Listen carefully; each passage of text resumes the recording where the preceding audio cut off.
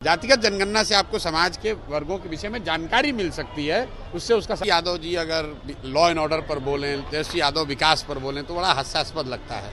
उन कोई बंगाल सरकार के या टीएमसी के प्रवक्ता तो हैं नहीं। जो बंगाल में हुए घटना ने लोगों को शर्मसार कर दिया है, लेकिन अभी इसी मसले को लेकर प्रशांत किशोर से बातचीत की गई और उनसे पूछा गया कि बंगाल में जो हुआ उस पर आप क्या कहेंगे। हालांकि आप तस्वीरों से देख पाएंगे कि इस पर प्रशांत किशोर बोलने से बचते हुए दिखाई दिए। हालांकि मीडिया ने जब उनसे दोबारा सवाल किया तो उन्होंने ये कह दिया कि मैं टीएमसी का कोई प्रवक्ता नहीं हूँ। यानी कि प्रशांत किशोर ने फूंक फूंक कर जवाब देना ही उचित समझा है। साथ ही उन्होंने एक हास्यास्पद बयान दिया है, जहाँ पर उन्होंने तेजस्वी के बयान को कटघरे में खड़ा किया है और ये कहा कि अगर आरजेडी के लोग भी अब विकास पर बयान देने लग जाए, रोजगार पर बयान देने लग जाए, तो ये बात सुनने में ही हंसी महसूस होती है। और प्रशांत किशोर ने किस तरीके से तेजस्वी पर हमला बोला है और टीएमसी मसले पर और बंगाल हादसे पर क्या कुछ कहा है, वो आप सुनिए।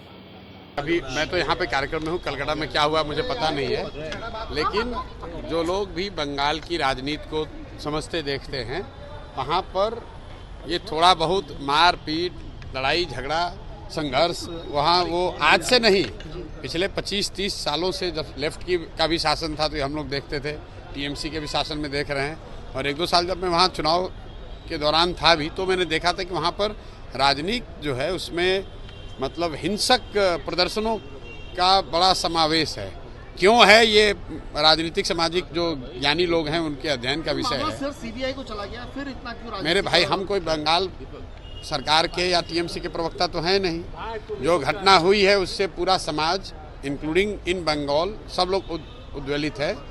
मुझे लग रहा है कि वो जब तक वहाँ पर आरोपियों को चिन्हित करके केस पे कुछ एक क्लोजर नहीं होगा तब तक ये आपको समाज के स्तर पर थोड़ा बहुत ये दिखने को मिलेगा। तेजस्वी यादव रोज बुलेटिन निकाल रहे हैं, क्राइम बुलेटिन। बिहार में कितने मर्डर है? भाई देखिए, ऐसा है, मैंने कल भी कहा 2 दिन पहले, तेजस्वी यादव जी अगर लॉ एंड ऑर्डर पर बोलें, तेजस्वी यादव विकास पर बोलें तो बड़ा हास्यास्पद लगता है। उन लोगों को अपना विषय चुन लेना चाहिए।